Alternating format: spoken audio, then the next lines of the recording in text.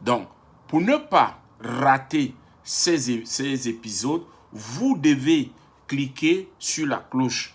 Et comme ça, à tout moment, ok, vous aurez la vidéo qui va vous aider à avancer dans ce que vous faites. Ça, c'est un mentoring virtuel que je suis en train de faire.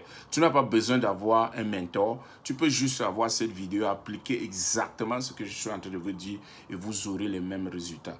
Ensemble, les gars, on va loin. Il ne faut pas être égoïste, il faut partager avec les autres. C'est ça. Sur ce, soyez bénis et on se revoit à la nouvelle vidéo qui est l'invitation. Merci.